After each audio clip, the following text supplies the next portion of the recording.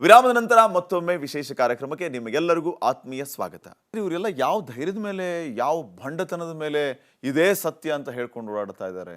ಇವರಿಗೆ ಕಾನೂನು ಯಾವ ರೀತಿ ಪಾಠ ಕಲಿಸಬೇಕು ಅಂತ ನೀವು ಹೇಳ್ತೀರಿ? ನೋಡಿ, ಕಾನೂನಿನಲ್ಲಿ ಪಾಠ ಕಲಿಸುವಂಥ ಅಂಶಗಳಿಲ್ಲ, ಸಮಸ್ಯೆ ಆಗಿರೋದು ಇದು. ಧರ್ಮಸ್ಥಳದ ಹೆಗ್ಗಡೆಯವರು ಯಾಕೆ ಸುಳ್ಳು ಹೇಳ್ತಿದ್ದಾರೆ ಅಂತ? ಹೌದು, ಅವ್ರ ಮೇಲೆ ಕೇಸ್ ಹಾಕ್ಬೋದಲ್ವಾ? ಧರ್ಮಸ್ಥಳದ ಹೆಗ್ಗಡೆಯವರು ಇಲ್ಲದ್ರೆ ಅವರ ತಮ್ಮ ಇವರು ಕೋರ್ಟಿಗೆ ಹೋಗಿ ಇವರ ಮೇಲೆ ಕೇಸ್ ಹಾಕಬೇಕು ಅಂತ ಹೇಳೋದು. ನಿಮಗೆ ಕೋರ್ಟಲ್ಲಿ ಪ್ರೈವೇಟ್ ಕಂಪ್ಲೇಂಟ್ ಹಾಕುವ ರೀತಿ ಗೊತ್ತಾ? ಯಾರಿಗಾದ್ರು ಕಂಪ್ಲೇಂಟ್ ಹಾಕ್ಲಿಕ್ಕೆ ಹೋದವ ಮರಗಟ್ಟಬೇಕು, 4 ಬಾರಿ ಹೋಗ್ಬೇಕಾಗದೆ ಕೋರ್ಟಲ್ಲಿ ನೀವು ಸೋರ್ನ ಸ್ಟೇಟ್ಮೆಂಟ್ ಮಾಡಲಿಕ್ಕೆ. ನೀವೇ ತೊಂದರೆಗೊಳಗಾದವರು, ನೀವೇ 4 ಸಾರಿ ಕೋರ್ಟಿಗೆ ಹೋಗಿ ಅಲ್ದಾಡ್ಬೇಕಾ? ಅದು ಸಹ ಒಂದು ನ್ಯಾಯಸ್ಥಾನದಲ್ಲಿ ಕೂತುಕೊಂಡವರು, ಅವರು ನ್ಯಾಯಾಲಯಕ್ಕೆ ಹೋಗ್ಲಿಕ್ಕೆ ಬರುತ್ತಾ? ಅದಕ್ಕೋಸ್ಕರ ಅವ್ರು ಹೋಗೋದಿಲ್ಲ. ಅದು ಇವರಿಗೆ ಸ್ಪಷ್ಟವಾಗಿ ಗೊತ್ತಿದೆ, ಅವರು ಕೋರ್ಟಿಗೆ ಹೋಗುದಿಲ್ಲ. ಸೊ ಇದಕ್ಕೆ ಅಂತ್ಯ ಹೇಗೆ? ಇವ್ರು ಈಗ ಈ SIT ತನಿಖೆ, ಇದಕ್ಕೆ ಅಂತ್ಯ ಈ SIT ತನಿಖೆ. ಈ SIT ತನಿಖೆ ಇದೆಲ್ಲ ಕಂಪ್ಲೇಂಟ್ಗಳನ್ನು ಅವರು ಯಾರೆಲ್ಲ ಕಂಪ್ಲೇಂಟ್ ಕೊಟ್ಟರು ಅವರನ್ನೇ ಮರು ವಿಚಾರಣೆ ಮಾಡಿ ಇವರು ಸುಳ್ಳು ದಾಖಲೆಗಳನ್ನು, ಸುಳ್ಳು ಕಂಪ್ಲೇಂಟ್ ಕೊಟ್ಟಿದ್ದಾರೆ ಅಂತೇಳಿ ಅವರೇ ತೀರ್ಮಾನ ಮಾಡಿ ಅವರ ಮೇಲೆ ಕ್ರಿಮಿನಲ್ ಕೇಸು ದಾಖಲು ಮಾಡಿದರೆ ಇಂಥ ಅಪಪ್ರಚಾರಗಳಿಗೆ ಕಡಿವಾಣ ಬೀಳ್ತದೆ, ಕೊನೆಯೂ ಆಗುತ್ತದೆ. ಇವರ ಅಪಪ್ರಚಾರದಿಂದ, ಇವರ ಷಡ್ಯಂತ್ರ ಕುತಂತ್ರದಿಂದ ಧರ್ಮಸ್ಥಳಕ್ಕೆ ಯಾವುದೇ ಕಳಂಕ ಬರಲ್ಲ. ಕಾರಣ ಸುಳ್ಳು ಹೇಳ್ತಿದ್ದಾರೆ ಅಂತ ನೀವು ಹೇಳ್ತಿದ್ದೀರಿ. ಖಂಡಿತವಾಗಿ ಅವರು ಸುಳ್ಳು ಹೇಳ್ತಾ ಇದ್ದಾರೆ. ಕಳಂಕ ಇಲ್ಲಿಯವರೆಗೆ ಬರಲಿಲ್ಲ. ಇವರು ಈ ಸೋಷಿಯಲ್ ಮೀಡಿಯಾದಲ್ಲಿ ಬೇರೆ ಬೇರೆ ರೀತಿಯಲ್ಲಿ ಅದು ಕಳಂಕ ಅಂತ ಹೇಳ್ತಾ ಇರೋದು ಅಷ್ಟೇ. ಧರ್ಮಸ್ಥಳಕ್ಕೆ ಬರುವ ಭಕ್ತರ ಸಂಖ್ಯೆಯನ್ನು ಕಡಿಮೆ ಆಗಲಿಲ್ಲ.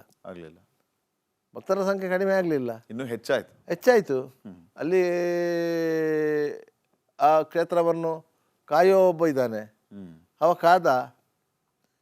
ಇಲ್ಲಾಂದರೆ ಪಂಚಾಯತ್ನ ದಾಖಲೆಗಳಲ್ಲೇ ಇಷ್ಟು ಮೃತದೇಹಗಳನ್ನ ಹೂತಿದ್ದೇವೆ ಅಂತ ಹೇಳಿದ ಮೇಲೆ ದಾಖಲೆಗಳಿರುವಾಗ 17 ಗುಂಡಿ ತೆಗೆದರೂ ಒಂದರಲ್ಲಿ 4 ಮೂಳೆ ಸಿಕ್ಕಿದೆ ಹೊರತು ಬೇರೆ ಯಾವ ಗುಂಡಿಯಲ್ಲಿ ಏನು ಸಿಕ್ಕಿಲ್ಲ.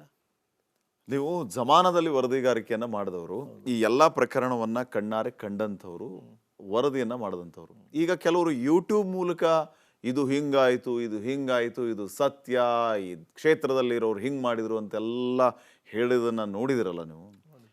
ಏನನ್ಸುತ್ತೆ ನಿಮಗೆ ಇವನ್ನೆಲ್ಲ ನೋಡಿದಾಗ, ಈ ಯೂಟ್ಯೂಬರ್ಗಳ ಈ ರೀತಿಯ ವಿಡಿಯೋಗಳನ್ನು ನೋಡಿದಾಗ?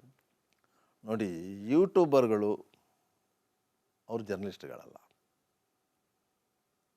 ಅವನು ಜರ್ನಲಿಸ್ಟ್ಗಳಂತೇಳಿ ಕನ್ಸಿಡರ್ ಮಾಡಲಿಕ್ಕೂ ಬರಲ್ಲ. ಅವರವರ ಭಕುತಿಗೆ, ಅವರವರ ಭಾವಕ್ಕೆ ಅದನ್ನು ಸ್ವೀಕಾರ ಮಾಡುವವನು ಆ ರೀತಿಯಾಗಿ ಮಾಡಬೇಕು, ಮಾಡುವವರು ಆ ರೀತಿಯಾಗಿ ಮಾಡೋದು. ಬಟ್ ತಪ್ಪಲ್ವಾ ಈ ರೀತಿ ಅಪಪ್ರಚಾರ, ಸುಳ್ಳು ಮಾಡೋದು? ತಪ್ಪು, ಕಾನೂನು ಪ್ರಕಾರ ತಪ್ಪೇ. ಈಗ ಬಹುತೇಕ ಯೂಟ್ಯೂಬರ್ಗಳ ಮೇಲೆ ಒಟ್ಟಿಗೆ 338 ಮಂದಿ ಯೂಟ್ಯೂಬರ್ಗಳ ಮೇಲೆ ಕೇಸ್ ಹಾಕಿದ್ದಾರೆ. ಅದರ ಪ್ರಸಾದಗಳು ಬಂದಿದೆ, ಮತ್ತು ಅದರ ಪರಿಣಾಮಗಳು ಗೊತ್ತಾಗತ್ತೆ. ಯಾಕಂತ ಹೇಳಿದರೆ, ಸೋಮನಾಥ ನಾಯಕನಂತಹ ಕಾನೂನು ಬಲ್ಲಂತಹ ವ್ಯಕ್ತಿಗೆ ಧರ್ಮಸ್ಥಳವರು ಹಾಕಿದಂತಹ ಮಾನನಷ್ಟ ಮೊಕದ್ದಮೆಯನ್ನು ಗೆಲ್ಲಲಿಕ್ಕೆ ಸಾಧ್ಯ ಆಗಲಿಲ್ಲ. ಜೈಲಿಗೆ ಹೋದ. ಇವರಿಗೆ ಗೆಲ್ಲಲಿಕ್ಕೆ ಸಾಧ್ಯ ಆಗ್ತದೆ ಅಂತ ಅನ್ಕೊಂಡ್ರ? ನ್ಯಾಯಾಲಯದಲ್ಲಿ ಬಡಿದಾಡೋದು ಸುಲಭದ ಕೆಲಸ ಅಲ್ಲ. ವಕೀಲರು ಹೇಳ್ತಾರೆ ಜೈಲಿಗೆ ಕಳಿಸುವವರೆಗೆ ನಾನಿದ್ದೇನೆ ಅಂತೇಳಿ. ಜೈಲಿಗೆ ಹೋದ ಮೇಲೆ ಇವನೇ ಹೋಗಬೇಕು, ವಕೀಲ ಹೋಗ್ತಾರೆ ಒಟ್ಟಿಗೆ? ಹೋಗೋದಿಲ್ಲ. ನಾವು ಸಹ 10 ಹಲವು ಕೇಸುಗಳನ್ನು ನೋಡಿದವರೇ. ನಾನು ಸಹ 14 ಡೆಫಾಮೇಷನ್ ಕೇಸುಗಳನ್ನು ಫೇಸ್ ಮಾಡಿದವನೇ. ವಿಧಾನಸೌಧದಲ್ಲಿ ಹಕ್ಕುಚ್ಯುತಿಯನ್ನು ಫೇಸ್ ಮಾಡಿದ್ದೇನೆ, 2 COD ಎನ್ಕ್ವೈರಿ ಫೇಸ್ ಮಾಡಿದ್ದೇನೆ. ಮಾಡಲಿಲ್ಲ ಅಂತಲ್ಲ, ನಮ್ಮಲ್ಲಿ ಸತ್ಯ ಇತ್ತು, ನಮ್ಮಲ್ಲಿ ಇದಿತ್ತು, ಫೇಸ್ ಮಾಡಿದ್ದೇವೆ. 14 ಡೆಫಾಮೇಷನ್ ಕೇಸುಗಳಲ್ಲಿ ಫೇಸ್ ಮಾಡಿದ್ದೇವೆ, ನಮ್ಮಲ್ಲಿ ಸತ್ಯ ಇತ್ತು. ನಾನು ಕಾರ್ಯಕ್ರಮದ ಕೊನೆ ಭಾಗದಲ್ಲಿದ್ದೀನಿ. ಮೋಹನ್ ಬೋಳಂಗಡಿ ಅವರೇ, ಈ ಕೆಲವು ಹೆಸರುಗಳನ್ನು ನಿಮ್ಮ ಗಮನಕ್ಕೆ ನಾನು ತೊಗೊಂಡ್ಬರ್ತೀನಿ. ಇವ್ರನ್ನ ನೋಡಿದಾಗ, ಇವ್ರು ಮಾಡ್ತಾ ಇರೋಂಥ ಈ ಸದ್ಯಕ್ಕಿನ ಬೆಳವಣಿಗೆ ಬಗ್ಗೆ ಏನು ಅನಿಸುತ್ತೆ? ನಿಮ್ಮ ಅನಿಸಿಕೆ ಬೇಕು ನನ್ನ final comment. Mahesh Shetty Thimarodi, Girish Mattannanavar, Sameer MD ಅಥವಾ ಸಮೀರ್ ಮೊಹಮ್ಮದ್, ಜಯಂತ್, ಇವ್ರ ಬಗ್ಗೆ ನಿಮ್ಮ ಅಭಿಪ್ರಾಯ ಏನು? ಇವ್ರು ಏನು ಮಾಡೋದಕ್ಕೆ ಹೊರಟಿದ್ದಾರೆ? ನೋಡಿ, ಬದುಕಲಿಕ್ಕೆ ಒಂದು ಮಾಡಬೇಕಂತ ಹೇಳ್ತಾರೆ. ಇವರೆಲ್ಲ ಮಾಡ್ತಿರೋದು ನೋಡುವವರು ನೋಡಬೇಕು, ಖುಷಿ ಪಡಬೇಕು. ಇದರಲ್ಲಿ ಸಾಧನೆ ಮಾಡಲಿಕ್ಕೆ ಏನೂ ಇಲ್ಲ. ಇವ್ರು ಮಾಡ್ತಿರೋದಲ್ಲ ನಾಟಕವಾ? ನಾಟಕವೂ ಅಲ್ಲ. ನಾಟಕಕ್ಕೆ ಸ್ವಲ್ಪ ಕೆಲಸ ಇದೆ, ಕೆಲಸ ಇಲ್ಲ. ಇವರೆಲ್ಲರೂ ವೈಯಕ್ತಿಕ ಸ್ವಾರ್ಥ ಸಾಧನೆಗಾಗಿ ಒಂದು ಕ್ಷೇತ್ರದ ಹೆಸರನ್ನು ಹಾಳು ಮಾಡ್ತಾ ಇರೋದು. ಅದರ ಪರಿಣಾಮವನ್ನು ಅವರೇ ಎದುರಿಸ್ತಾರೆ. ಅದರ ಪರಿಣಾಮವನ್ನು ಅವರು ಎದುರಿಸ್ತಾರೆ.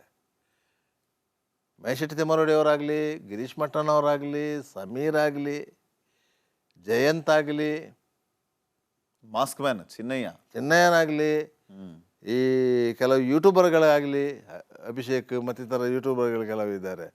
ಈ ಪ್ರದೀಪ್ ಅಂತ ಒಬ್ಬ ಇದ್ದಾನೆ. ಈ ವಿಠಲಗೌಡ ಮುಖ್ಯವಾಗಿ ಬರುವಂಥದ್ದು ಈಗ ಸೌಜನ್ಯ ಮಾವ.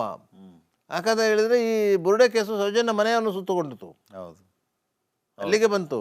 ವಿಠಲಗೌಡ ಅದರಲ್ಲಿ ಇನ್ವಾಲ್ವ್ ಆಗಿದ್ದಾನೆ ಅಂತ ಆದ ಕೂಡಲೇ. ಹಾಗಾದರೆ ಇಡೀ ಕೇಸನ್ನು, ಸೌಜನ್ಯ ಮನೆಯವರೇ ಸೇರಿಕೊಂಡು ಅಷ್ಟೆಲ್ಲ ಮಾಡಿಸಿದಂತ ಗೊತ್ತಿದೆ ಸಾಕ್ಷಿದಾರನ್ನ. ಅದಕ್ಕೆ ಸ್ನೇಹಮಯಿ ಕೃಷ್ಣ ಅವರು ಕಂಪ್ಲೇಂಟ್ ಮಾಡಿರೋದು. ಸ್ನೇಹಮಯಿ ಕೃಷ್ಣ ಅವರು ಸೌಜನ್ಯ ಪ್ರಕರಣದಲ್ಲಿ ವಿಠಲಗೌಡನೇ ಆರೋಪಿ ಅಂತ ಹೇಳಿ ಕೆಲವೊಂದು ದಾಖಲೆಗಳ ಮೂಲಕ ವಿಶ್ಲೇಷಣೆ ಮಾಡಲಾಗಿದೆ ಅಂತ ಹೇಳಿ ಕಂಪ್ಲೇಂಟ್ ಮಾಡಿರೋದು SITಗೆ. ಅದು SITಗೆ ಕಂಪ್ಲೇಂಟ್ ಅಲ್ಲ, SP ಅವರಿಗೆ ಕಂಪ್ಲೇಂಟ್ ಮಾಡಿರೋದು. ಅದೀಗ ಬೆಳ್ತಂಗಡಿ ಪೊಲೀಸ್ ಸ್ಟೇಷನ್ಗೆ ರೆಫರ್ ಆಗಿದೆ ಸೌಜನ್ಯ ಪ್ರಕರಣ. ಯಾಕಂದರೆ ಅದು SITಗೆ ಬರಲ್ಲ ತನಿಖೆಗೆ. ಸೊ ಕೊನೆದಾಗ ಏನು ಹೇಳಕ್ಕೆ ಬಯಸ್ತೀವಿ ಇವ್ರ ಬಗ್ಗೆ ಎಲ್ಲ? ಏನಾಗಬೇಕು? ತನಿಖೆ ಆಗಲಿ, SIT ತನಿಖೆ ಮುಗಿಲಿ, ಸತ್ಯ ಹೊರಗೆ ಬರಲಿ. ಯಾರು ತಪ್ಪು ಮಾಡಿದ್ದಾರೋ ಅವರಿಗೆ ಶಿಕ್ಷೆ ಆಗಲಿ. ಉಪ್ಪು ತಿಂದವ ನೀರು ಕುಡಿಲೇಬೇಕು.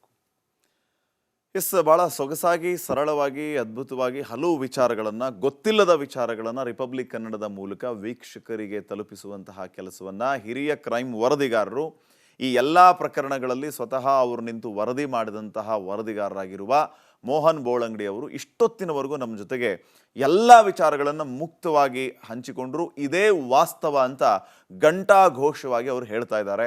ನಾನು ಈ ಪ್ರಕರಣಗಳ ನಡುವಾಗ ವರದಿಗಾರಿಕೆಯನ್ನು ಮಾಡಿದ್ದೇನೆ, ಹಲವು ವಿಚಾರಣೆಯನ್ನು ಕೂಡ ಎದುರಿಸಿದ್ದೇನೆ ಅನ್ನುವಂಥ ಮಾತನ್ನು ಅವರು ಹೇಳ್ತಾ ಇದ್ದಾರೆ.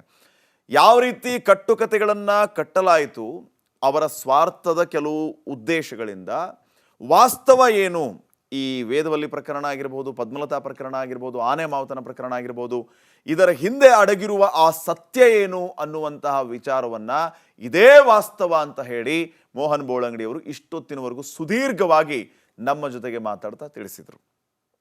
ಜೊತೆಗೆ ಮತ್ತೊಂದು ಮಾತನ್ನು ಅವರು ಅಂತ್ಯದಲ್ಲಿ ಹೇಳಿದರು, ಉಪ್ಪು ತಿಂದವ ನೀರು ಕುಡಿತಾನೆ. ಯಾರೆಲ್ಲ ಕ್ಷೇತ್ರಗಳ ವಿರುದ್ಧ ಅನೇಕ ಷಡ್ಯಂತ್ರಗಳನ್ನು ಮಾಡ್ತಾ ಇದ್ದಾರೋ ಅವರು 100ಕ್ಕೆ 100ರಷ್ಟು ಶಿಕ್ಷಿತರಾಗ್ತಾರೆ. ಇದರಲ್ಲಿ ಯಾವುದೇ ರೀತಿಯ ಸಂಶಯ ಬೇಡ. ಇನ್ನೂ 1000 ಷಡ್ಯಂತ್ರ ಮಾಡಿದರೂ ಕೂಡ ಧರ್ಮಸ್ಥಳವನ್ನು ಟಚ್ ಮಾಡೋದಕ್ಕೆ ಇವರಿಂದ ಆಗೋದಿಲ್ಲ ಅನ್ನುವಂತಹ ಮಾತನ್ನು ಕಡ್ಡಿ ಮುರಿದಂಗೆ ಹೇಳ್ತಿದ್ದಾರೆ. ನಿಶ್ಚಿತವಾಗಿ ಹೇಳ್ತಾ ಇದ್ದಾರೆ ಮೋಹನ್ ಬೋಳಂಗಡಿ ಅವರು. ಮೋಹನ್ ಬೋಳಂಗಡಿ ಅವರೇ, ತುಂಬ ಧನ್ಯವಾದ.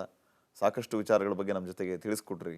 ಗೊತ್ತಿಲ್ಲದ ವಿಚಾರಗಳು ಈಗ ವೀಕ್ಷಕರಿಗೆ ಗೊತ್ತಾಗ್ಬೋದು ನಿಮ್ಮ ಮೂಲಕ. ಯಾಕಂತ ಹೇಳಿದರೆ ನಮಗೂ ಸಹ ಇದನ್ನು ಮುಕ್ತವಾಗಿ ಹಂಚಿಕೊಳ್ಬೇಕು ಜನರೊಂದಿಗೆ ಅಂತ ಇತ್ತು. ನಾನು ಸಹ ಯೂಟ್ಯೂಬ್ ಚಾನಲ್ ಮಾಡ್ತಾ ಇದ್ದವನು, ನಮಗೂ ಸಹ ಗೊತ್ತಿತ್ತು.